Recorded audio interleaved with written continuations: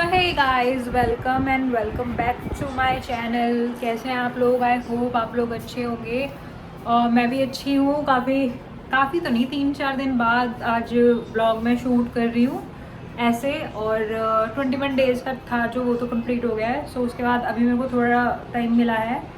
एक लाइक ये होता है ना, 21 डेज़ तक रेगुलर में बहुत ज़्यादा स्टक टाइप हो गई थी उसमें। सो अभी टाइम मिला है ब्लॉग बनाने का। अभी मैं शूट करने लगी ब्लॉग। और अभी मैं सुबह सुबह कहीं गई थी किसी काम से।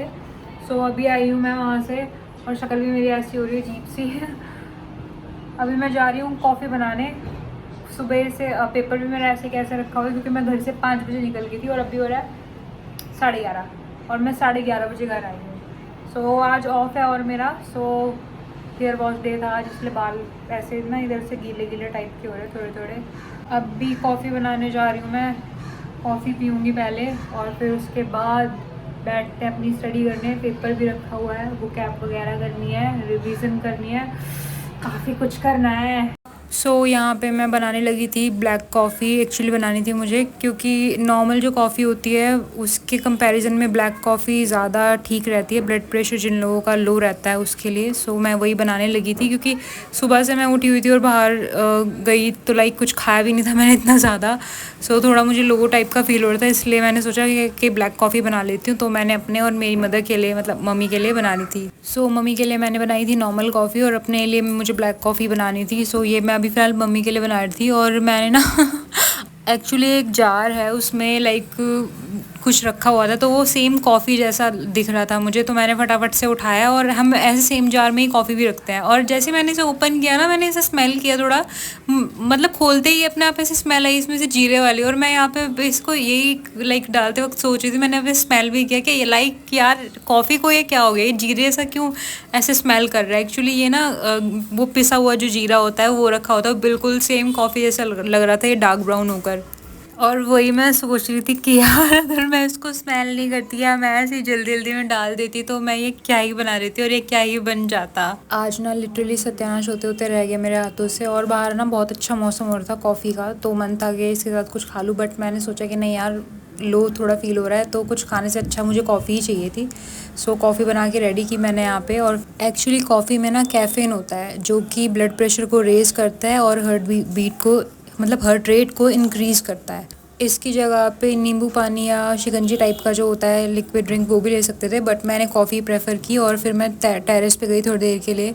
कितना अच्छा लग रहा था यार, इतनी अच्छी बारिश हो रही थी ना, ग्रीनरी इतनी अच्छी लग रही थी, सारे ही जो प्लांट्स हैं इनकी।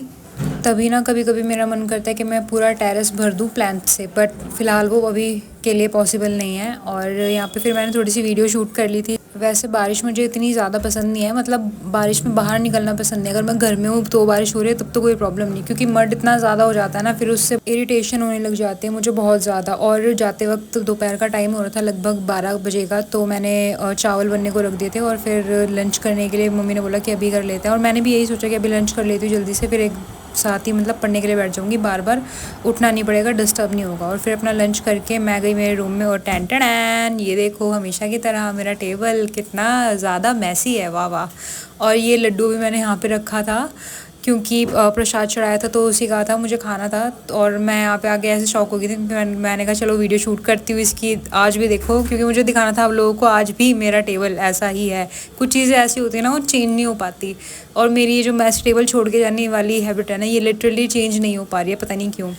तो मैंने यहाँ पे अपना टेबल फटाफट से ठीक करना चालू किया क्योंकि फिर स्टडी करने के लिए बैठना था मुझे। और आज जो रिवीजन वगैरह ज़्यादा करनी थी, आज मैं घर से इतना ज़्यादा जल्दी निकल गई थी कि तब तक मेरा एक पेपर भी नहीं आया था, न्यूज़पेपर मेरा। अभी मैंने 2-4 दिन से हैबिट डाली है कि न्यूज़पेपर आता है मेरा तो मैं उसे बैग में रख लेती हूँ, फिर आते जाते टाइम जब भी मैं मतलब ट्रैवल करती हूँ, ट्रैवलिंग के टाइम पर मैं रीड कर लेती हूँ न्यूज़पेपर। यहाँ पर मैं अभी न्यूज़पेपर रीड कर रही थी।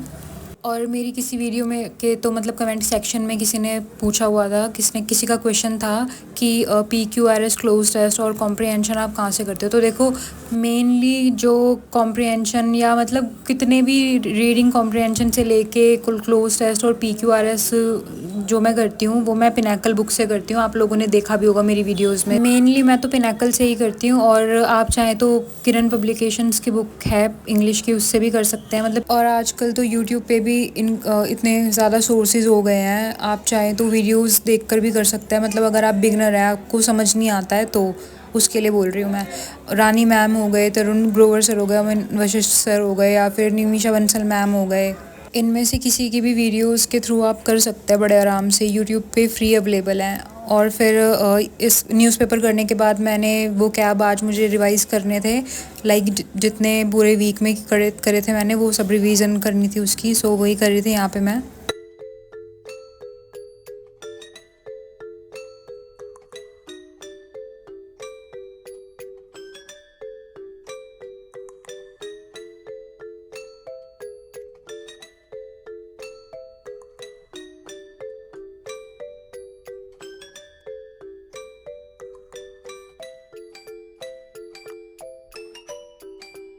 और फिर पढ़ाई करने के बाद कुछ देर मुझे बहुत तेज़ भूख लग गई थी, सो मैंने चाय बनाई और बटर ब्रेड लिया, और पकोड़े आए हुए थे, सो घर में वो थोड़े से पकोड़े ले लिए। वैसे मैं अपने रूम से ये सोच कर आई थी, अपने स्टडी रूम से, कि मैं जाकर अंदर दाल चावल खाऊंगी घर में, बट यहाँ पे आकर कुछ अलग ही हो गया। ये मैंने सोचा भी नहीं था, और मैंने बस ऐसे ब्रेड मिल गई बटर, और मैंने खाना चालू कर दिया। मुझे ना आज पता नहीं आजकल क्यों इतना ज़्यादा लेज़ी फील हो रहा है, इसका मुझे रीज़न नहीं पता चल पा रहा, और इसी की लाइक मैं सॉल्यूशन ढूंढ रही थी काफ़ी टाइम से इसका, और इसका सॉल्यूशन मिल गया है।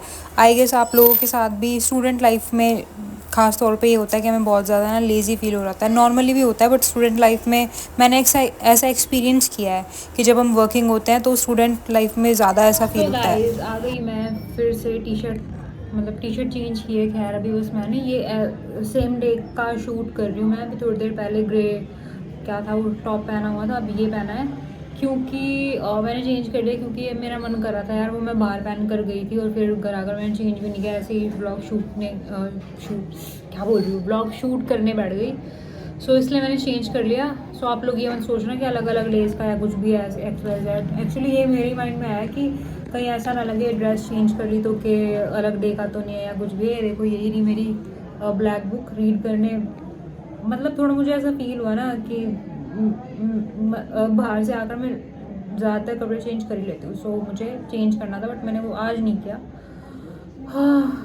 सो अभी आते हैं अपनी जो रियल बात है, मेन बात उस पर, कि लेज़ीनेस से हमें कैसे दूर रहना है, या फिर लेज़ीनेस से हम कैसे ओवरकम कर सकते हैं। देखो सबसे पहले अगर मैं कोई पॉइंट आप लोगों के साथ शेयर करना चाहूँगी ना, तो वो ये है कि अगर लेज़ीनेस से हमें छुटकारा पाना है तो उसके लिए हमें इनफ रेस्ट लेना बहुत ज़्यादा ज़रूरी है। मेरे साथ तो ख़ासतौर पे यही चीज़ है।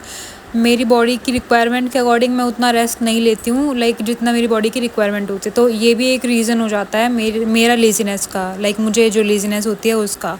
मॉर्निंग वॉक या फिर रेगुलर एक्सरसाइज भी लेज़ीनेस से ओवरकम करने में हेल्प कर सकती है। अदरवाइज़ हम सबसे ज़्यादा, और इसके बाद मैं मतलब रेस्ट के बाद अगर सेकंड पॉइंट पे किसी चीज़ को रखना चाहूँगी ना, तो वो डिस्ट्रैक्शंस है। लिटरली डिस्ट्रैक्शंस बहुत ज़्यादा लेज़ीनेस को इंक्रीज़ करते हैं। सो जितना ज़्यादा हो सकता है आप डिस्ट्रैक्शंस से दूर रहिए, अपने आप को डिस्ट्रैक्शंस से दूर रखिए, क्योंकि ये स्टडी वाला जो टाइम होता है ना, हम लोगों की लाइफ में स्टडी वाला जो टाइम पीरियड होता है, ये वो तपस्या वाला फेज़ होता है हमारी लाइफ का। तो जितना ज़्यादा हो सकता है उतना ज़्यादा हमें डिस्ट्रैक्शन से तो दूर ही रहना चाहिए। रूटीन बना सकते हैं हम लोग अपनी, लाइक रूटीन अगर जैसे कि मैं टू डू लिस्ट बनाती थी तो उसमें मैं लिख लेती थी कि कौन कौन से वर्क मुझे करने हैं। अदरवाइज स्टडी के अलावा भी अगर मुझे कोई और ज़रूरी काम करने होते हैं ना, लाइक मार्केट से कुछ लेकर आना है या कुछ भी ज़रूरी काम है, तो वो मैं ना एक पेज पे लिख लेती थी। तो उससे क्या रहता था ना, मेरा माइंड बहुत क्लियर रहता था कि अच्छा हाँ ये काम मुझे करने हैं।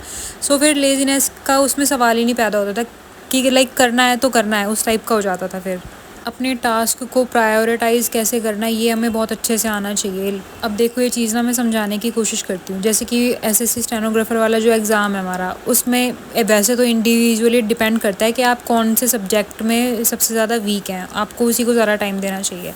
बट जैसे कि अगर कोई इंसान है उसकी इंग्लिश बहुत ज़्यादा वीक है, और वैसे भी एसएससी स्टेनो में 100 मार्क्स की इंग्लिश आती है, तो उसको सबसे टॉप प्रायोरिटी पर अपनी इंग्लिश रखनी चाहिए। और रीजनिंग स्कोरिंग है, सो रीजनिंग में आप अच्छा से अच्छा कर सकते हैं। सो रीजनिंग और इंग्लिश ऐसे सब्जेक्ट हो गए जो आपको बिल्कुल प्रायोरिटी बेसिस पे रखना चाहिए।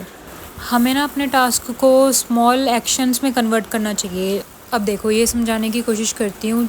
अब कोई टास्क है जिसमें आपको 3 या 4 आवर्स लगने ही लगने हैं करने में, तो वो ना आपके माइंड में ऑलरेडी ये मतलब माइंड सेट हो जाएगा आपका कि ये टास्क करने में मुझे इतना ज़्यादा टाइम लगेगा, तो आपको वैसे ही लेज़ी लेथार्जिक फ़ील होगा उस टास्क के लिए। बट उस टास्क को आप छोटे छोटे स्टेप्स में कन्वर्ट कर सकते हैं और फिर उसको कंप्लीट कर सकते हैं ईजीली।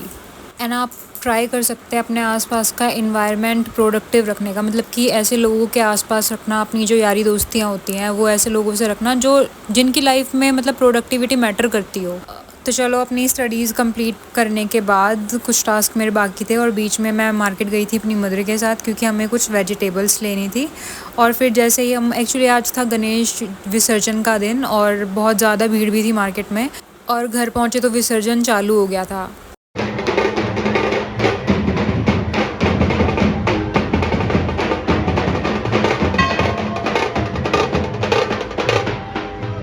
अच्छा लग रहा था, बहुत ज़्यादा धूमधाम से गणेश विसर्जन के लिए सब लोग एंजॉय करते हुए जा रहे थे, मतलब गणपति बप्पा को बाय बाय बोलने के लिए। अब नेक्स्ट ईयर आएंगे वो।